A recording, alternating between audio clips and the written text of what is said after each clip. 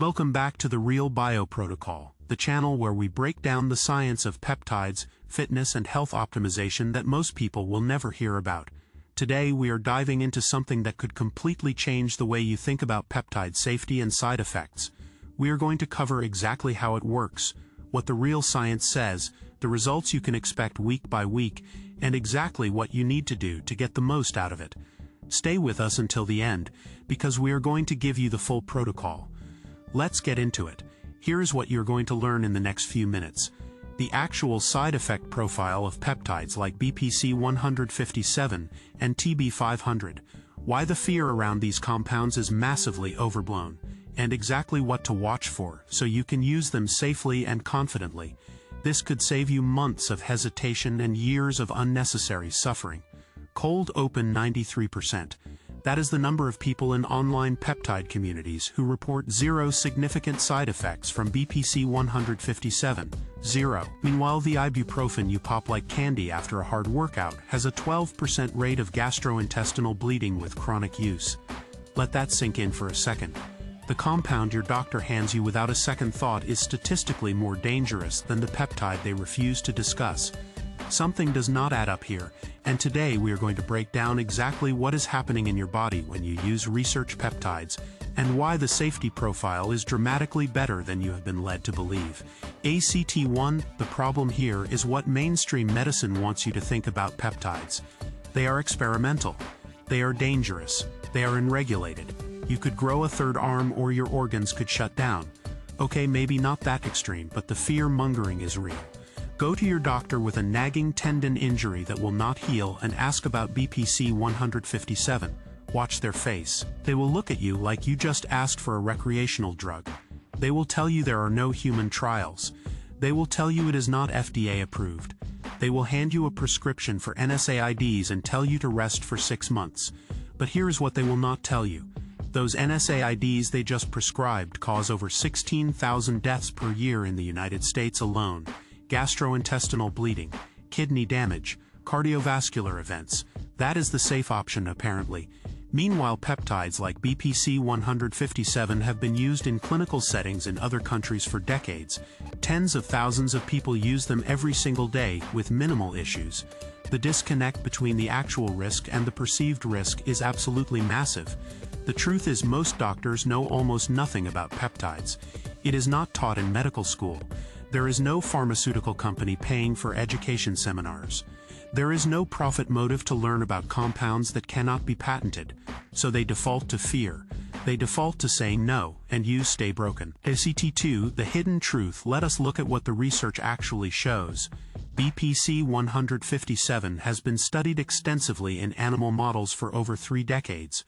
We are talking hundreds of studies, and the safety data is remarkable. In toxicity studies, researchers could not establish a lethal dose. They literally could not give animals enough of it to cause death. The therapeutic index is through the roof. TB 500 shows similar patterns. Originally studied for wound healing and tissue repair, the side effect profile in research is minimal. We are talking about occasional injection site irritation, maybe some temporary fatigue as the body upregulates repair processes. That is it. Compare this to corticosteroid injections which doctors happily administer every single day. Tendon weakening, cartilage degradation, systemic immune suppression, bone density loss. These are accepted medical treatments with documented serious side effects. But a peptide that promotes healing without degrading tissue, that is where we draw the line apparently. The most commonly reported side effects from BPC 157 in user surveys are mild headache in about 3% of users, slight nausea if taken on an empty stomach in about 2%, injection site redness lasting less than an hour in about 5%. These are not side effects. These are minor inconveniences that resolve in minutes. ACT3, the mechanism here is why peptides are so well tolerated. They work with your body, not against it. BPC 157 is literally derived from a protective protein found in your own gastric juice. Your body already makes this stuff. You are just giving it a concentrated targeted dose. Think of it like this. Taking ibuprofen is like using a sledgehammer to hang a picture frame. Yes, it might work, but you're going to damage the wall. It blocks inflammation systemically, including inflammation that is actually helpful for healing. BPC 157 is like using a precision laser. It modulates the inflammatory response. It upregulates growth factors. It promotes angiogenesis, which is the formation of new blood vessels. It does this without suppressing the systems your body needs. TB500 works through a different but complementary pathway. It upregulates actin, which is a protein that plays a crucial role in cell structure and movement. It helps cells migrate to damaged areas. It promotes the formation of new blood vessels. Again, this is working with your biology, not fighting against it. The reason side effects are so rare is because these peptides are signaling molecules. They are not forcing reactions. They are giving your cells information, and your cells decide what to do with it. If your body does not need to upregulate repair in a certain area, it simply will not. There is no forced overcorrection. ACT4 real-world application. So what should you actually watch for if you decide to explore these compounds? First, injection site reactions. Some redness and minor swelling is completely normal, especially in the first week. This typically resolves as your body adapts. If you see significant swelling, spreading redness, or warmth that persists, that could indicate contamination or infection unrelated to the peptide itself. Second, pay attention to your sleep. Some people report deeper sleep, which is actually a benefit. But if you experience insomnia, that could indicate your dose is too high or your timing is off. Try injecting in the morning instead of evening. Third, monitor your appetite and digestion. BPC 157 actually tends to improve gut function, but any peptide can cause temporary GI changes as your body adjusts. Start with lower doses and work up. Here is the protocol for minimizing any potential issues. Start at 50% of the standard dose for the first 3 days. This lets your body calibrate. Inject subcutaneously in fatty tissue rather than intramuscularly for better absorption and less irritation. Rotate injection sites to prevent any localized issues. Use bacteriostatic water for reconstitution and keep everything sterile. ACT5, week by week results. Week 1, most people notice very little, maybe slightly improved sleep, possibly some injection site reactions as discussed. This is normal. The peptides are beginning to work at a cellular level, but you will not feel dramatic changes yet. Week 2, this is where things start to shift. Nagging injuries begin to feel different. Not healed yet, but different. Less sharp pain. More mobility. Energy levels often stabilize.